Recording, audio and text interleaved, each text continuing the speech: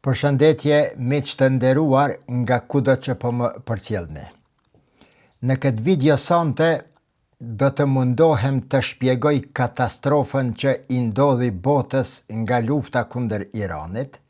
Do të përmendi shifra marramendse të pabesueshme të shkatërrimeve që janë bërë, shifra në humbje ekonomike dhe të gjithëmbarshme në botë, shifra të cilat do të pasojnë tani e tutje, fakte, trauma e probleme të ndryshme, e natyrisht, videoja do të mbetej e paplotësuar sa dohet nëse nuk përmendi edhe dëmet që janë shkaktuar Kosovës, Shqipërisë dhe hapësirës shqiptare në përgjithësi. Duke ju bërë me dije që në start të kësaj video se edhe nëse shqiptarët, Kosova, Shqipëria, nga hapësira shqiptare, nuk qenë pjesëmarrës të drejt për drejt në luftën e Iranit, ne kemi qenë, jemi dhe do të vazhdojmë të jemi pjesëmarrës të drejt për drejt në faturën e luftës së Iranit. Po ju them diçka që ndoshta nuk e dëgjoni. Dhe ajo është, ne të gjithë së bashku jemi duke e paguar luftën në Iran. Nëse jo me gjak, jemi duke e paguar nga xhepi jon.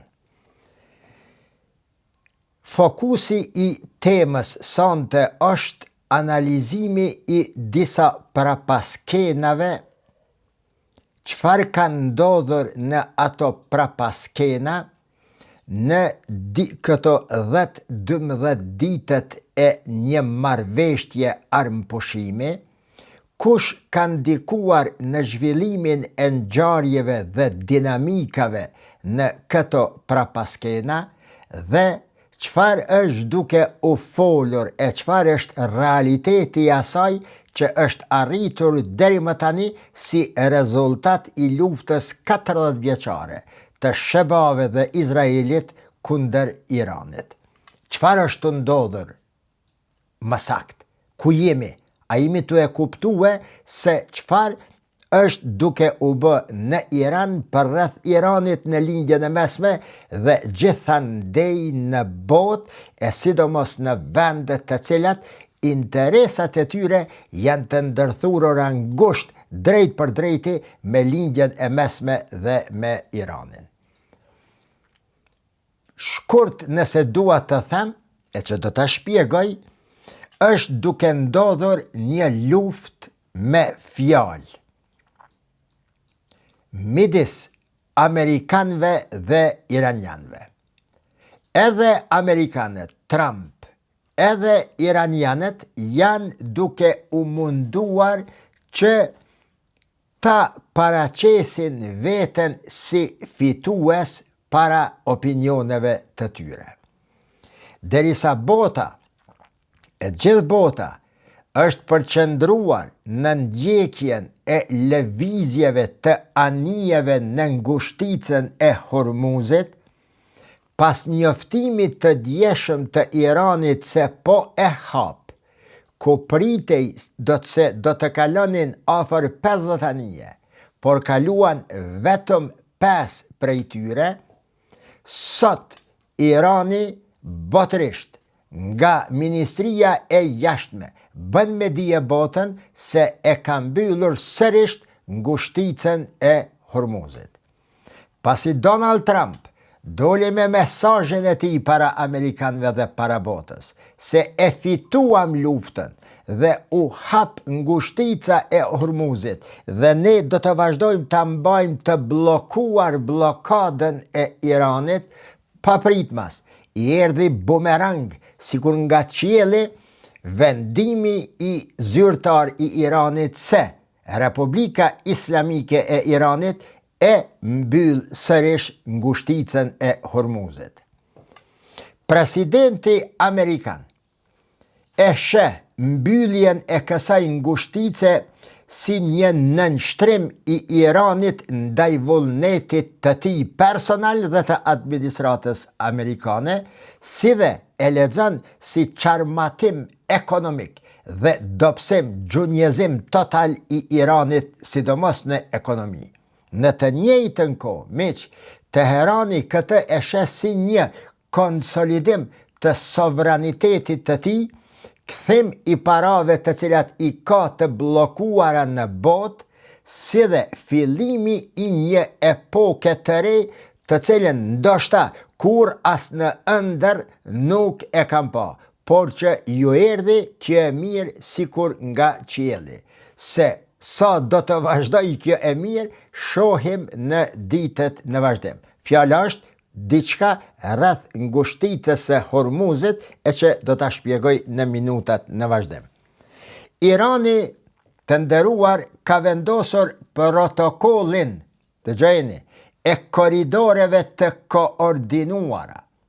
Korridori i koordinuar apo protokolli i korridoreve të koordinuara, i cili në praktik e shndron ngushticën e Hormuzit nga një rrugë ndërkombëtare, siç ka qenë deri para lufte, në një rrugë nën kontrollin dhe administrimin iranian. Duke arritur kështu një njohje të nënkuptuar të aftësisë së tij për të kontrolluar arterien globale kryesore të energjisë në botë. Them se as në ndër nuk e kam pa, për shkak se nuk kam lexuar asnjëherë në këto 3-40 vjetët e fundit së paku të ketë pasur tendenca të drejt për drejta dhe të hapura iraniane për ta shtije në dorë në administrimin e vet Irani ngushticën e Hormuzit. Por që tani më është fakt i kryer se sa do të vazhdoj kjo, e do të mund të mbaj këtë, apo Donald Trump a do të pranoj këtë kërkesë të Iranit, që është një nga 10 kërkesat në marrëveshjen që ja dorëzojnë ndërmjetësuesve pakistanez që t'i jepet delegacionit amerikan, këtë askush nuk mund të thotë. Unë mund të them diçka ngjitas me këtë, se Irani është duke luajtur me kartën e fundit të mbijetesës, në kuptim se është i vendosur të shkoj deri në fund, që të mbetet kjo status quo politike e udhëheqjes politike, që ky regjim të vazhdoj jetën dhe udhëheqjen e Iranit, dhe se Irani si komb, si popull, si civilizim dhe si shtet nuk do t'i nënshtrohet Amerikës. Nënshtrimi eventual i Iranit ndaj Amerikës do të thotë, nëse jo ashtu siç pati thënë Donald Trump se do ta kthej në kohën e gurit, nëse jo bashkë që kaq, atëherë se është nis prapa ka koha e gurit. Për ndryshe, ajo që ka po shihet, Irani ka ende fuqi të rezistoj. Megjithatë, miq, 2 pika dua ti preki këtu. Të parën e përmenda, narrativa dhe gjuha e cila është duke u përdorur këto ditëve të fundit. Pse ndodhi kjo? Pse këto rokada u bën? U hap ngryka, u mbyll sërish, e mujtum se mujtum, dhe e dyta, pasojat ekonomike dhe të gjithë mbarshme që i janë shkaktuar Iranit, Shebave, Izraelit, Turqisë, Pakistanit, lindjes së mesme, sidomos vendeve arabe të gjirit, të gjitha shteteve në botë, e natyrisht edhe neve si shqiptar këto, si Kosovë, si Shqipëri, si Maqedoni, si Lugin e Preshevës, si Maltëzi e Gjetijo. Trumpi e përdori një shprehje të padëgjuar deri më tani në lidhje me armët bërthamore të Iranit, dhe tha pluhuri bërthamor. Një narrativ një shprehje në përmes së cilës Teherani, po mendoj Donald Trump, dëshiron të ta nënvlerësonte aftësinë iraniane të krijimit, të prodhimit të bombave atomike, si dhe ta nënvlerësonte para syve të iranianëve, ndoshta edhe të botës, peshën dhe vlerën e atyre 450 kg uranium që i posedon Irani, të pasuruara deri në 60%, dhe të cilan sasi, sipas raporteve, analizave të cilat i konsultojmë dhe i kam konsultuar para se dalë sot para kamerës për ta shpjeguar të kjo këtë tragedi që i ka ndodhur botës, Irani pranon që të bisedojnë rreth ndalimit të prodhimit të pasurimit të uraniumit për 3 deri në 5 vjet, ndërsa kërkesa amerikane në fillim ishte përjetësisht e pastaj vendimtarja ishte që Irani të ndaloj pasurimin e uraniumit deri në së paku në 25 vjet. Tjetra, miq, në gjatë bisedimeve në Islamabad, por edhe më pastaj, natyrisht ka pas nëpërmes kanaleve të ndryshme, është folur për lirimin për lirimin e bllokimit të miliarda dollarëve iranian që janë të blokuara në bankat amerikane dhe në vendet të ndryshme të botës. Vetëm në 4 vjetët e fundit, Iranit janë blokuar 25 miliard dollar. Dhe ato para janë në bankat të Evropës dhe të Shteteve të Bashkuara të Amerikës. Historikisht dihet se embargo ndaj Iranit i është vendosur në vitin 1979 me ardhjen e Khomeinit në pushtet. Nëse e bojmë një përllogaritje të përshpejtuar, pa shifra të sakta, por të parafërta, dhe nëse e marrim parasysh se në ndonjë vjet ka pasën ndalesa më shumë, bllokime më shumë, embargo më pak, raste të ndryshme, llogaritet se Irani i ka në bankat e jashtme të blokuara diku afër 200 miliard dollar. A mund të besoni miq se 200 miliard para të Iranit janë përdorur nga bankat e huaja dhe fitimet me kamata në investime dhe në të ngjashme. Dhe mund të mos besoni se shuma e parave të vendeve arabe të gjirit persik, të Irakut deri para 3-4 muajve që kanë qenë të lidhura pagesat me Citibankin në New York, dhe të liderve, të njerëzve civil, të liderve të kompanive arabe të cilat detyrohen që të veprojnë ashtu, a mund të besoni nëse ju them se së paku edhe 6 herë më shumë se paret e Iranit janë ato të arabëve që qëndrojnë në për bankat e ndryshme, sidomos të vendeve perëndimore. Përpjekja e Recep Tayyip Erdogan që të afrohet me vendet arabe të gjirit persik, e që pengesën kryesore e ka pas Emiratet e Bashkuara Arabe, një ndër synimet kryesore përveç investimeve dhe bilanceve apo shkëmbimeve tregtare ka qenë që një sasi e këtyre parave të vendeve arabe dhe të miliarderve arab të sjellen edhe në bankat e Stambollit dhe në bankat e Turqisë, që do të ishte një impuls i pa imagjinueshëm, e ndoshta tani shihet se është i paralizueshëm së paku në kohën e tanishme.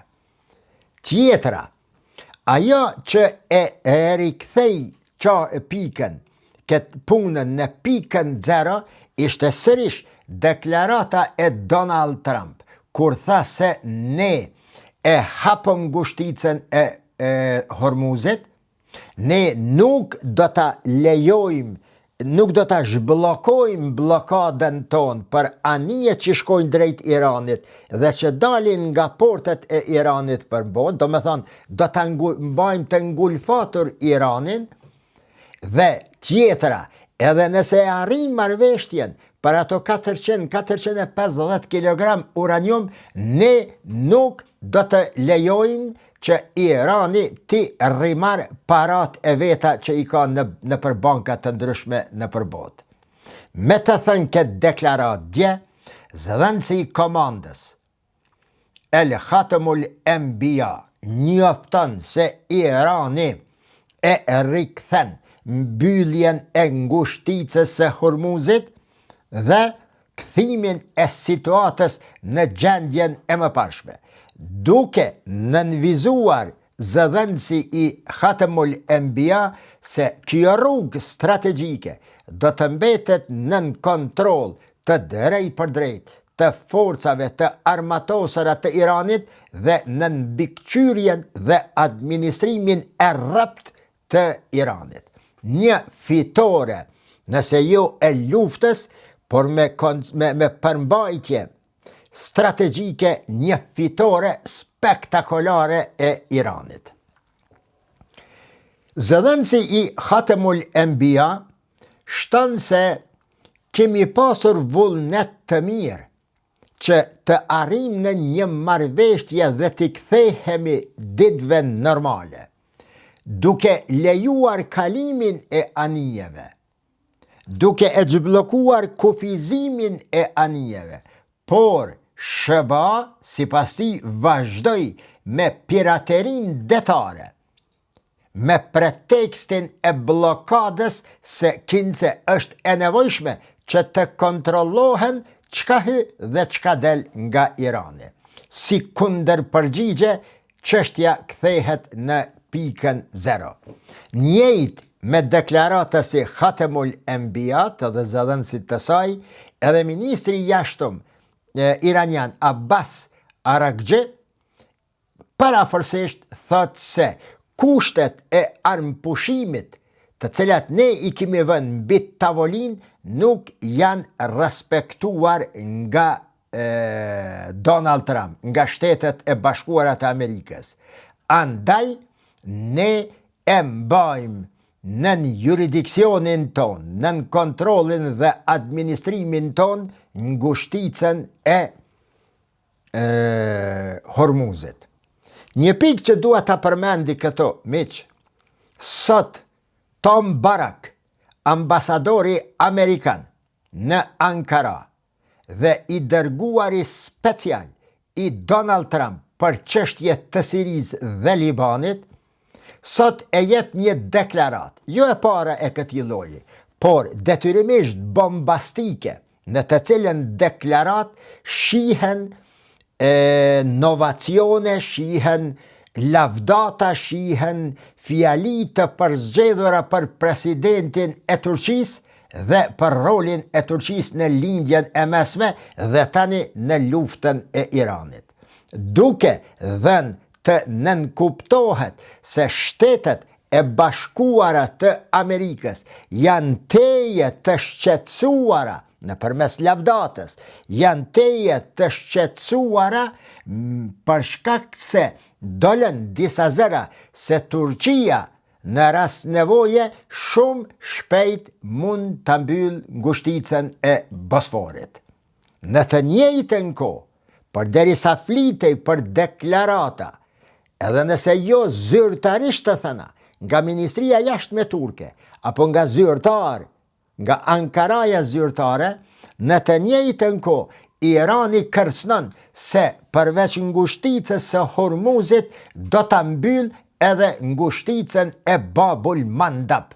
Dhe se, duke u marrë parasysh prezenca e aeroplanëve ushtarak turq në Somali, e Somalia është pjesa tjetër bregu tjetër i ngushticës së Babul Mandab.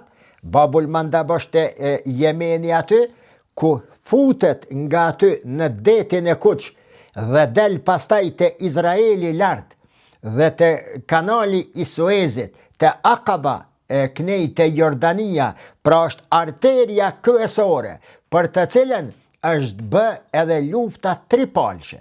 Izraeli, Franca dhe Britania e patën dërmue në luft Egjiptin për shkak se në vitin 1956 Gjemal Abdel Nasser ish presidenti egjiptian, i pari që vije si president pas shembjes apo rrëzimit të perandorisë apo të dinastisë shqiptare që ka qenë në Egjipt.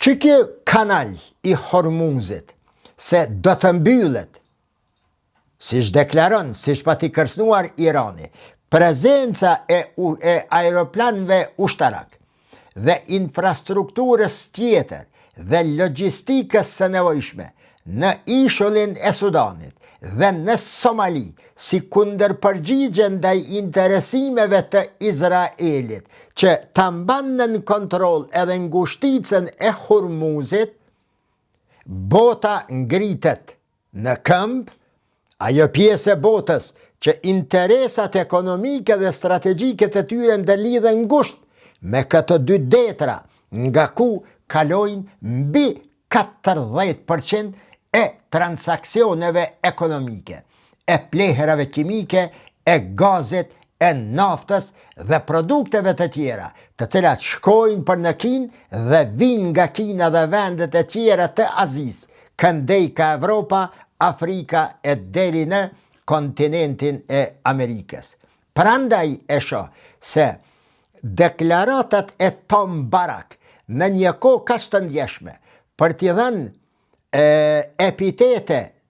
epitete mos të them të pabesueshme me gjuhën e diplomacisë, Erdoganit dhe Turqisë janë një joshje që të lutem mos i krijo këto probleme dhe në të njëjtën kohë një kërcënim se mbyllja e ngushticës së Hormuzit ose pjesëmarrja eventuale, qoftë edhe indirekt, të Babul Mandab atje, të Jemeni dhe Somalia, do të sjellin pasoja të rënda. Jo vetëm për vendet atje, por kësaj radhe edhe për Turqinë dhe nëpërmes Turqisë, siç e shpjegova dje, në rajone shumë të gjëra, e domosdo edhe në kontinentin e Evropës. Që ky pluhuri bërthamor, miq, që ky pluhuri bërthamor, të cilën Trump e quan pluhur, është pika kryesore, problemi kryesor i kësaj lufte dhe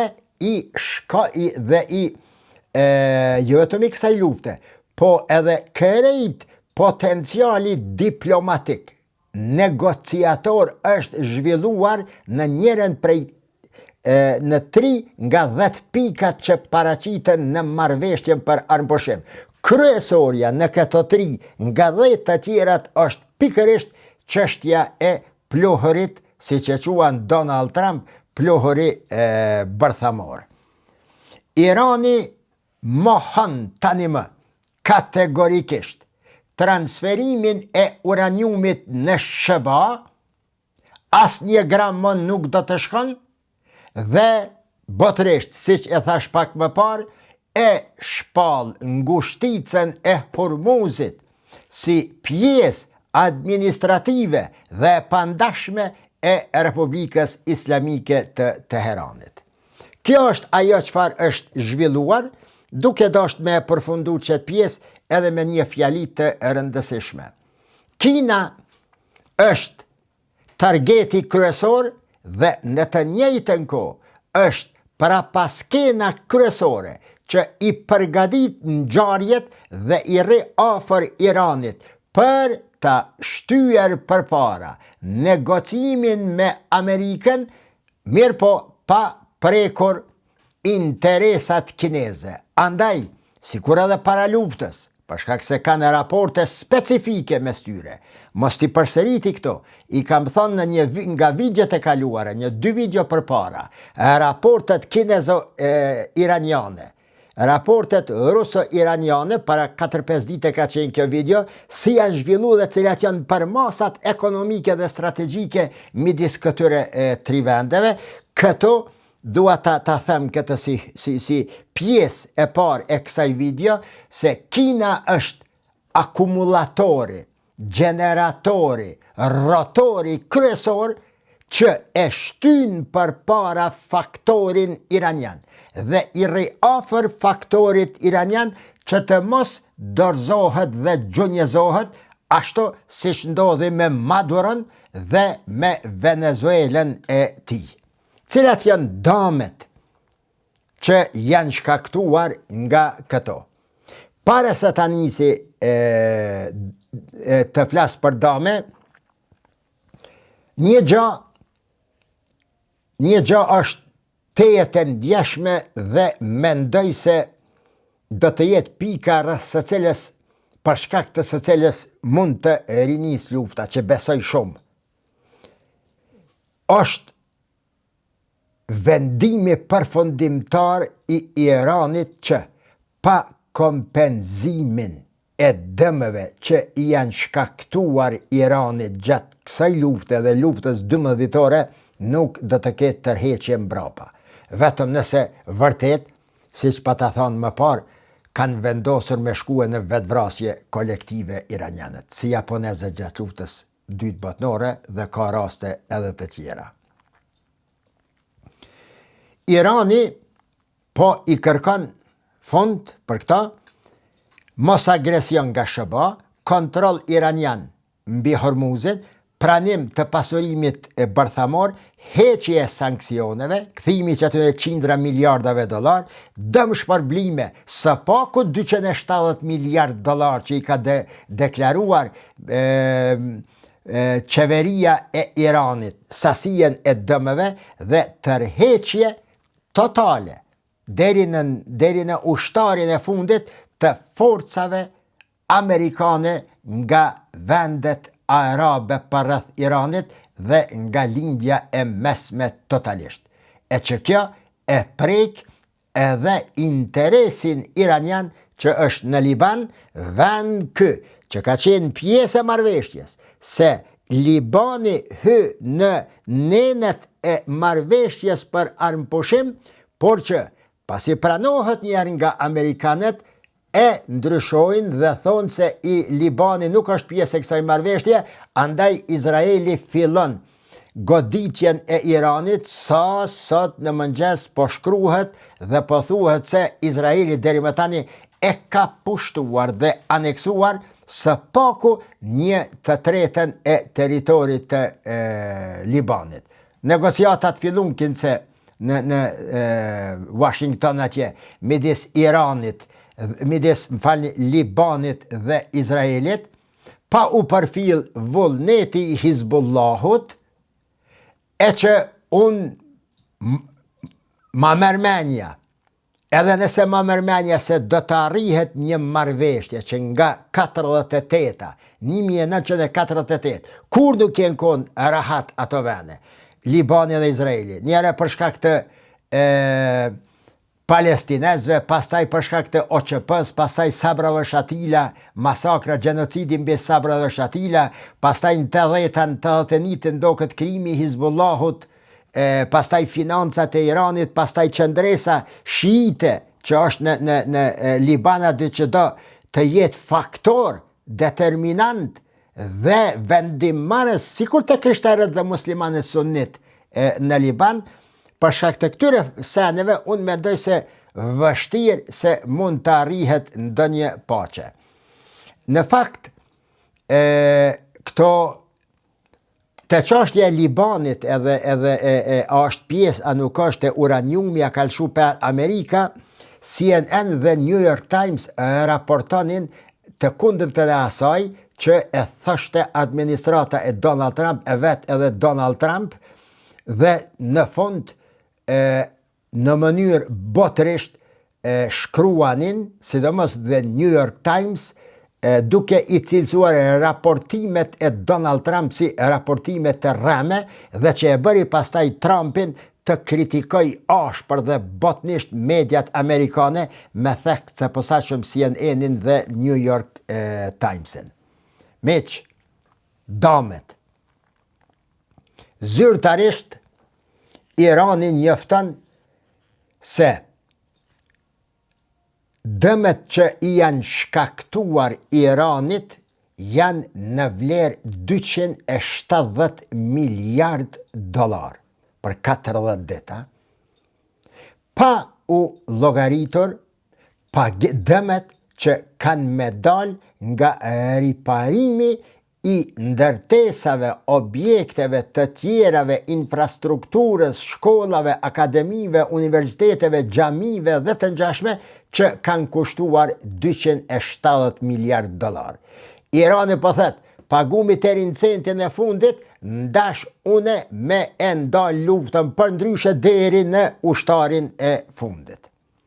Janë shkatruar fabrika, centrale, hekurudha, aeroporte, ura dhe janë shkaktuar humbje të mëdha në punë, në të ardhura dhe në tregti.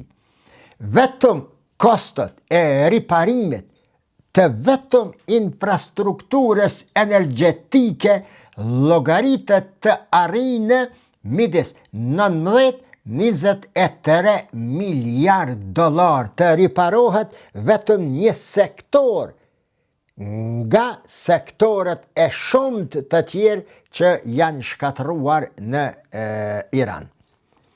Nëse e shikon Sheban tash, po flasim për dëmet e shkaktuara, vimi edhe te Kosova dhe Shqipëria, shifra më e fortë publike që është dhënë deri më tani nga Reuters është se vetëm në 6 ditët e para të luftës, SBA ka humbur 11.3 miliard dolar deri në 11.9 miliard dolar. 12 miliard po themi. Megjithatë, edhe Reuters, edhe media të tjera flasin se humbjet amerikane të drejt për drejta nga harxhimet të cilat i ka bë, duke përdorur raketat Tomahawk, atjetrën, e aeroplan e gasolin, arrin në 6 ditët e para në 50 miliard dolar. Llogaritën pa që kalkulator digitron i thejshëm këtu në herë, për para llogaritën sa janë damet e Amerikës në luftën 40 ditëshe. Përveç atyre të cilat ja kanë dhënë e ja kanë fal Izraelit. Izraeli, miq, një vlerësim fillestar i Ministrisë së Financave në 5 ditët e para të luftës, Izraelit i janë shkaktuar afër 12 miliard dolar. Pa llogaritur humbjet ekonomike, ushtarake, të investimeve që janë tërhequr investitor dhe kompani të mëdha botnore që kanë qenë aty. Nëse të gjitha llogariten në rindërtimin e asaj, në rikthimin e gjendjes si ka qenë, dhe në rivazhdimin e jetës normale sikur para luftës, Izraelit do t'i kushton diçka mbi 400 miliard dolar. Vendet arabe të gjirit. Panorama të këto vende është me e copëzuar, sepse dëmet janë të shpërndara në energji, aviacion, porte detare, turizëm, tregti, financa publike dhe të ngjashme. Vetëm, miq, dëgjoni ju lutem, atje thash 19 miliard dolar riparimi i energjetikës iraniane i do të Iranit. Vetëm që ky sektor. Riparimi, e sa janë harxhua kur u bo ajo, sa rroga, sa shroga, sa. Vetëm riparimi i aseteve në rajonin e gjirit arabik, të vendeve arabe do të kushtoj diko midis 58-60 miliard dollar. Ndërsa shumat që janë investuar në këto kapacitete kapin qindra miliarda dollar. Rikthimi i situatës, tash do ta përmendi 17% deri 20% të kapacitetit të LNG-s së Katarit. Veç ngone. Shumat të cilat do të shpenzohen në rikthimin e Emirateve, të Kuvajtit, Katarit, Saudis, Tumanit, a thashë edhe të Kuvajtit, edhe të Emirateve, po ato 5-6 shtete që janë të gjirit aty, do të shkojnë në afër 2 trilion dollar për ta kthyer çështjen në pikën zero. Në Katar miqtash, sulmet kanë nxjerrë jashtë funksionit midis 17 deri në 20% të kapacitetit të LNG-s deri në 5 vjetët e ardhshme. Ndërsa deri në 10% janë dëmtuar lokacione dhe hapësira tjera, të cilat për të rikthyer siç kanë qenë në pikën zero, do të dohen edhe 15 vjetët e ardhshme. 26 miliard dollar Katarit do t'i kushton projekti për rindërtimin deri në 6% të qëti kapacitetet 17-20% të atyne rafinerive, si me thënë borimeve të LNG-s, gaz i lëngshëm.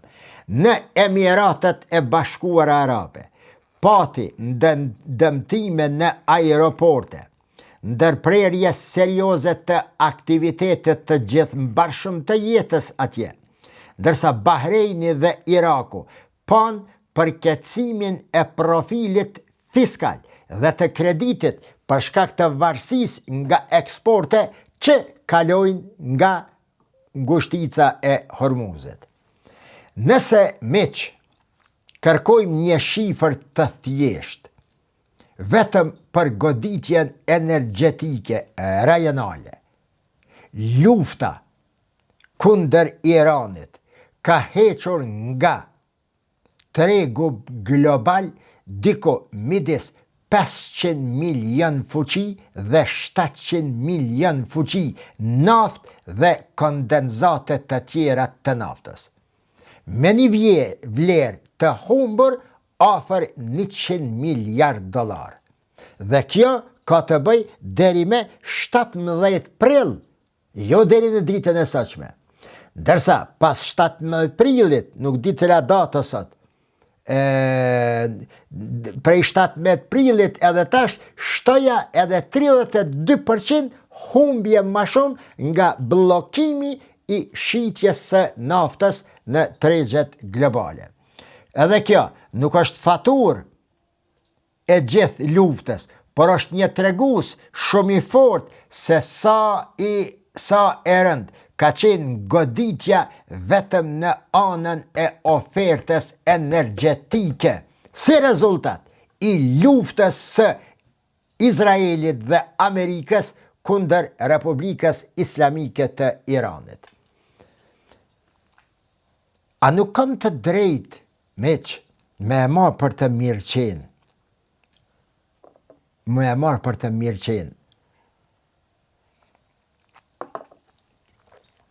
atë dyshimin tem, pyetjen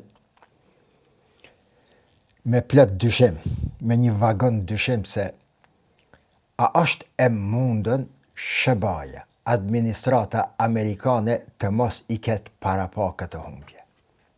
Nëse një Mustaf Bajrami nga Kosova, nga Prishtina, thët dardho kere, do t'jetë kështu, para që sa une i një këto sene. Po Amerika, Izraelja nuk e kanë ditë këta, në rregull. Ta zami pyetjen, përgjigjen e parë pozitive, po i kanë ditë. Me çfarë men i hinjet kësaj lufte? Po thomi, i hinjet kësaj lufte.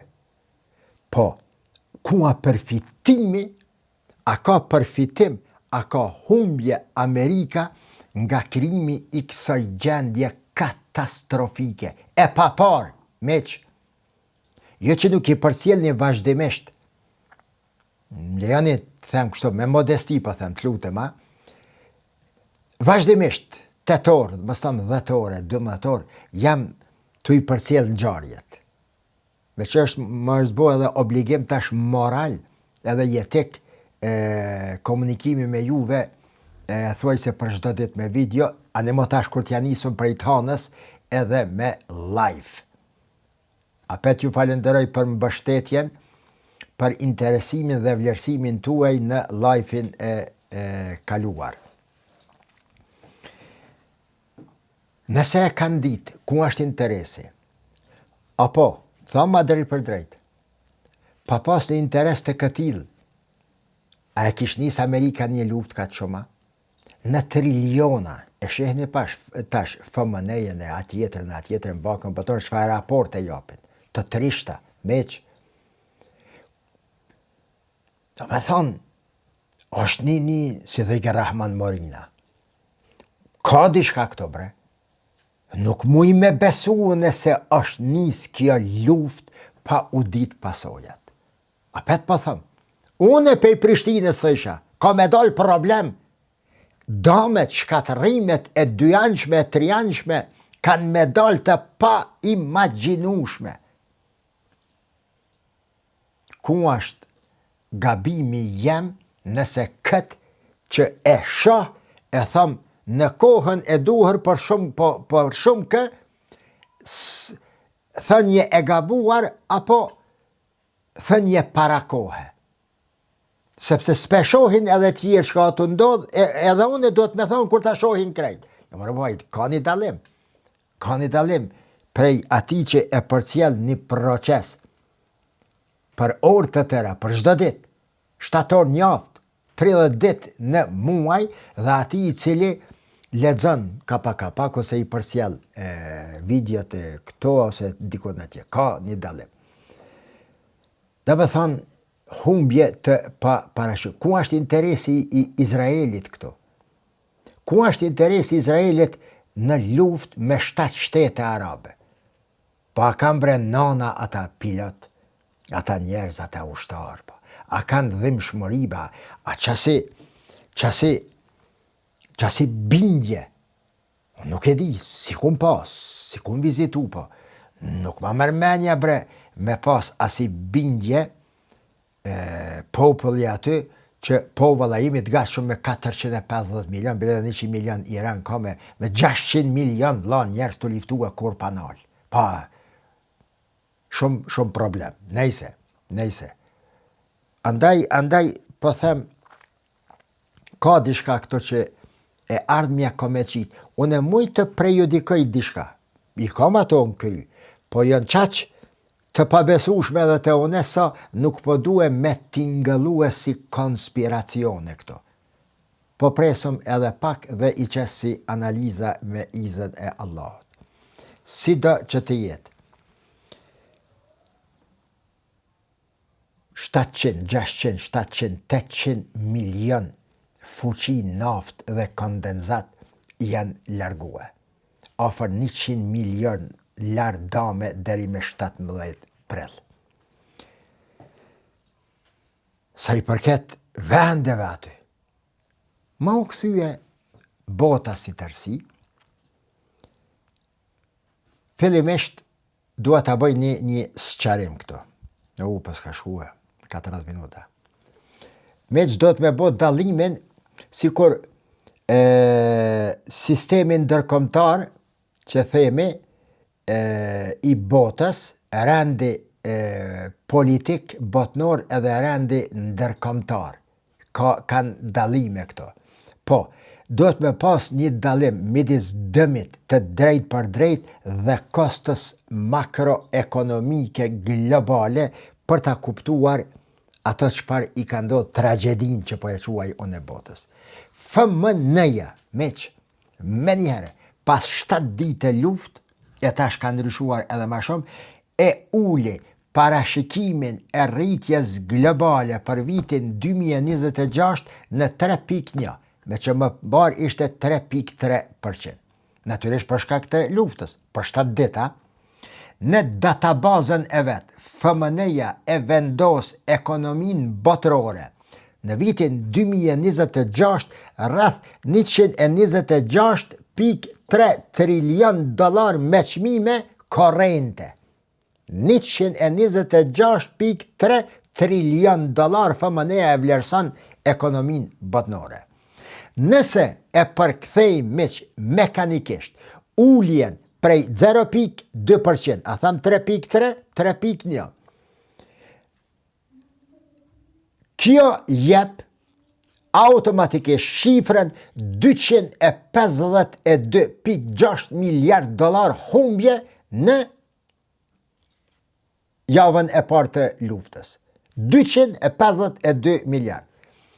Kjo është jo një dëm fizik, por një tregues i goditjes së përgjithshme të rritjes të ardhurave të investimeve. Mirë po, edhe ma keq se kaq.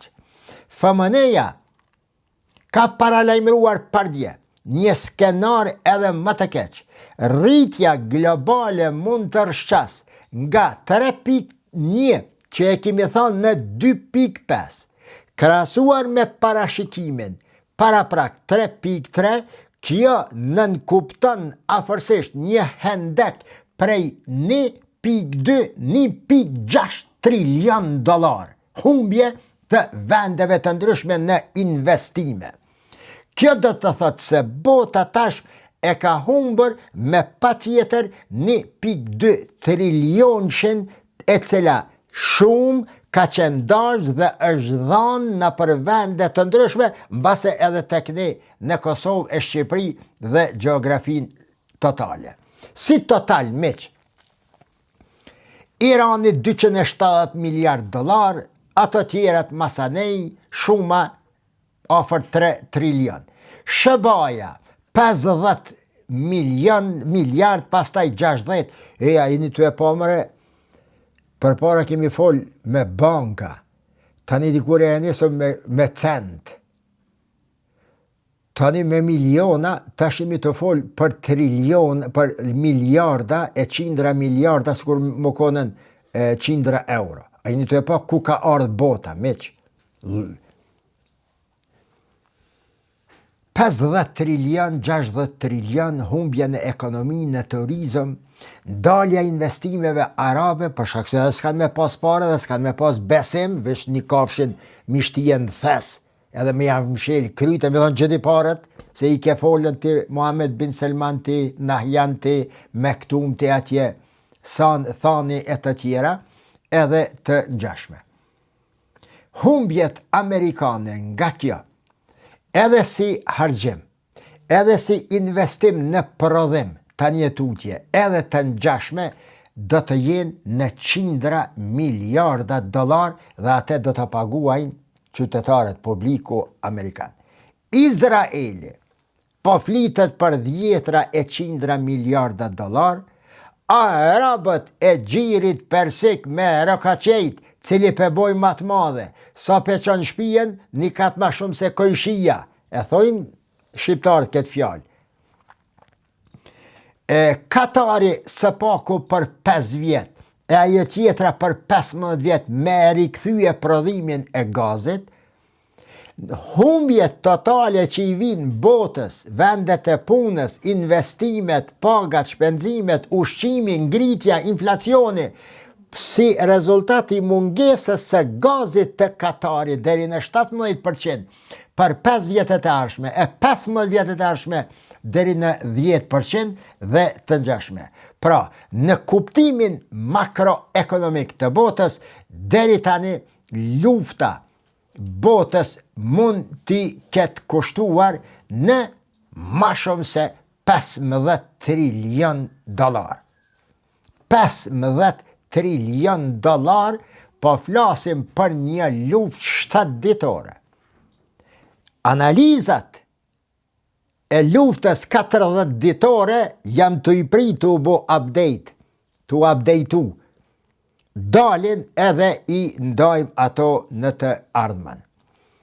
Kërcënimet e porteve, të gjirit, kërcënimet për mbi rafinerit, mbi hotelet, turizmin, kërcënimet e gjithë mbarshme, janë edhe një faktor tjetër që nuk mund të përkthehet si shifër numëror, matematikor, por që ndikon tërthorazi me patjetër në zhvillimin ekonomik, janë faktori tjetër i cili shifrave të përmendura këto dhe të tjerave që nuk po mujmë i arrit me i numrua këto, do t'u ashton edhe një përqindje të madhe humbjeve ekonomike.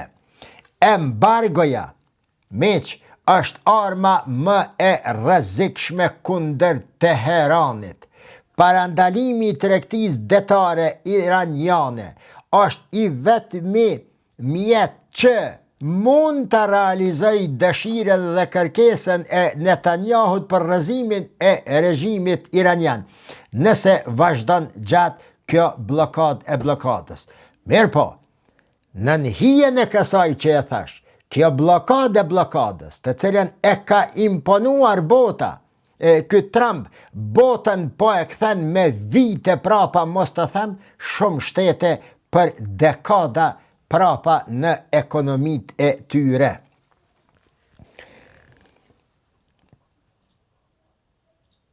Miq, me i dhëm pak përmbajtje filozofike, morale kështu, kësaj, me zbut pak temën edhe me e shdryp. Një minutja 2.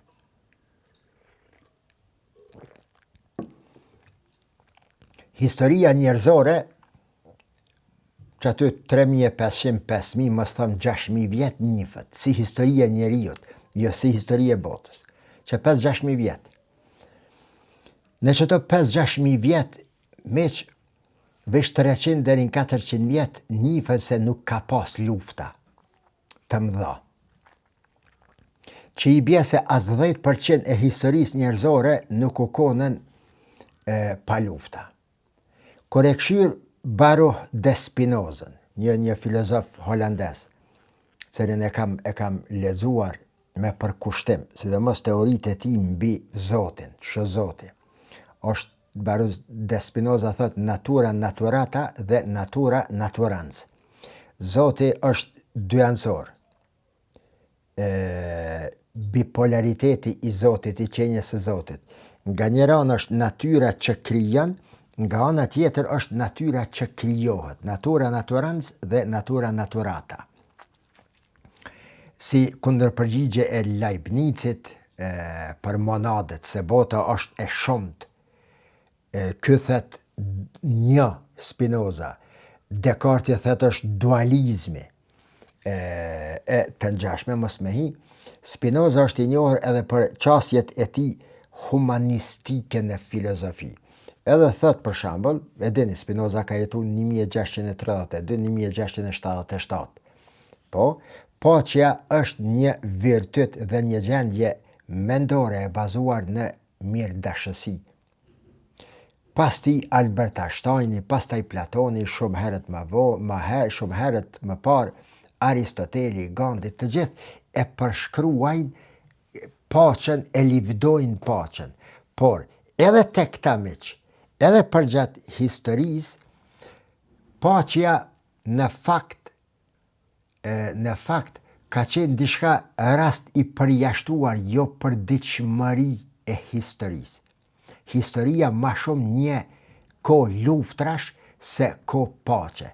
Paqja ka qenë e kërkuar, por nuk ka qenë shahdamari i zhvillimit historik të shoqërisë njerëzore. Ku po du me dalë?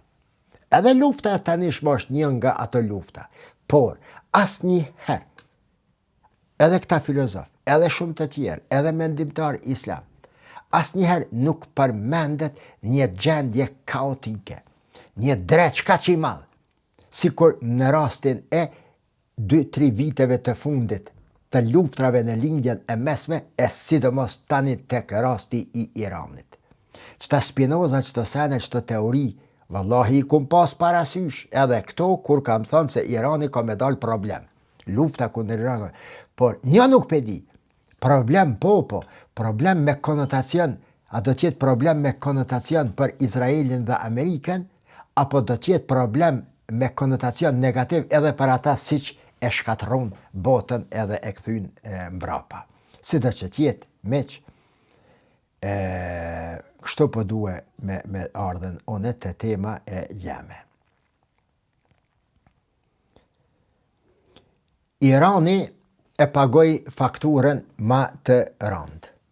E thëmë, Shëbaja, fitore ushtarake, kosto të papërballueshme financiare, Izraeli, fitore ushtarake, presion ekonomik dhe çmontim social i gjithëmbarshëm brenda vendit, vendet arabe të gjirit viktima të padukshme, që i bjese dëmet 58 miliard dolar, 17%, 20%, 10 vjet, LNG-ja, këto, do të jenë dëmet të cilat do të ndjehen shifrat e tyre dhe do të shihen, do të përkthehen në shifrat të humbjeve ekonomike në vitet në vazhdim dhe të ngjashme. Po, Kosova, Shqipëria dhe hapësira shqiptare. Ku jemi na në qëtë konstelacion tragjik që po ndodh në botë? Ne meq nuk po e paguajmë këtë luftë me bombardime dhe zjarë mbi kokat tona, por me çmime. Po e paguajmë me importe, me inflacion, me transport, me turizëm, me ngadalësim, me ekonomik, me ngadalësim në investime, me ndalje të investimeve, me ndalje të prodhimeve, me largime nga puna, me ikje nga këto. Kostot e luftës iraniane, e thash një fjali në fillim të kësaj videos, po i paguajnë shqiptarët. Mekanizmi real me të cilën një luftë si lufta e Hormuzit hyn në vendet e tjera, me të njëjtin mekanizëm real ka hye edhe në Prishtinë, në Tiranë, në Tetov, në Gilan, në Lagjën Qendresa, në Ulqin, në Preshevë, te Grandi, në çdo fshat dhe në çdo shtëpi të Kosovës. IMF-ja, Banka Botërore, ECB-ja, BRD-ja e përshkruajnë pikërisht me këtë formë këtë çka është duke ndodhur. Goditja kryesore kalon përmes energjisë, ushqimit, zinxhirëve të furnizimit, kushteve financiare dhe besimit ekonomik. Sistem ky i cili prek më së shumti vendet si rasti i Kosovës, e si rasti i Kosovës paraforsisht është mbi 60% e botës, rasti i Kosovës. Niveli plus minus 10-15%. Apo thënë veç jetojmë duke u bazu në remitanca, në importe, sene e këndeja. Goditja pra që i është dhënë Kosovës llogaritet se edhe ato sipas FMN-sa, jo sipas analizave që i bëj une, ekonomia është e Kosovës, për shkak se është e mvarur nga importet, do të goditet dhe është godit, por pasojat do të dihen më shumë, do të ndjehen më shumë se në Shqipëri. Për shkak se importi i Kosovës sipas kësaj FMN-jes është 72% që i PBB-jes në vitin 2024, ndërsa remitancat kanë qenën rreth 17.3 të PBB-s. Që i bje se këto remitanca, pastaj këto investimet e tjera, shërbime në mallra dhe të ngjashme, do të ndikojnë në rënjen ekonomike, ngritjen e inflacionit. Mos me e qumagat, si vjet pritet rënje e zhvillimit ekonomik për 0.7%, që është katastrofe, si pas FMN-s, ndërsa humbja totale në shifra e Kosovës në vitin 2026 llogaritet të jetë 120-140 milion euro. Humbja e Shqipërisë nuk do të jetë e ngjashme sikur kjo e Kosovës, sepse Shqipëria importon por edhe eksporton, pastaj e ka historinë e shumë llojshme, turizëm, speca, patligjana, hekurudh, ajo tjetër, ma ndryshe e ka. Kosova është më e fokusuar në pika të caktuara, megjithatë, kjo pritet që humbjet ekonomike të Shqipërisë do të jenë diku midis 250-280 milion euro në vitin 2026. Shqipëria do të preket, sikur shumë vende të Evropës, në aviacion, për shkak të ngritjes së çmimit të gasolinës dhe shërbimeve të tjera në aeroporte. A unë ju thash para do dite se ka shenja të mbylljes së më shumë se 150 aeroporteve në botë, sepse nuk po janë gjendje me u ballafaque me ngritjen e çmimeve të naftës. Tek ne ka qenë 1.1, 1 diçka nafta, tash është 1.7 që i bje, që t'ja kalemi typen po ti përmensh, 30%. 30% ka me ndikue në ngritjen e çmimeve të bukës, të veshmbathjeve dhe të shërbimeve tjera. Për hapësirën shqiptare, Maqedonia e Veriut, pastaj Lugina e Preshevës, Mali Zi Jugor e të tjera, këto kanë me pas, nuk kanë pasoja kombëtare si Kosova dhe Shqipëria në kuptimin gjeopolitik, por sociale dhe familjare. Rritja e kostos së jetesës, karburant më të shtrejt, ushqim më i shtrejt, transport ndërkufitar më i shtrejt, presion më i madh mbi familje që jetojnë nga paga, bujqësi, remitanca, që një pjesë të këtyre i ka edhe Kosova.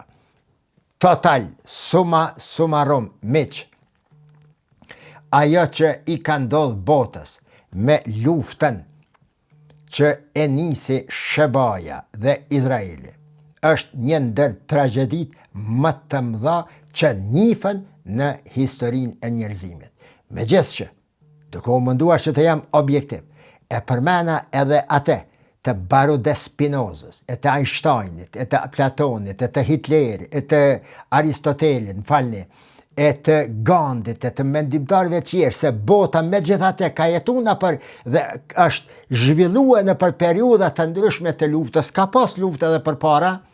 Lufta e tanishme, shkatërimet e tanishme janë të pa imagjinueshme deri në momentin e fillimit të luftës.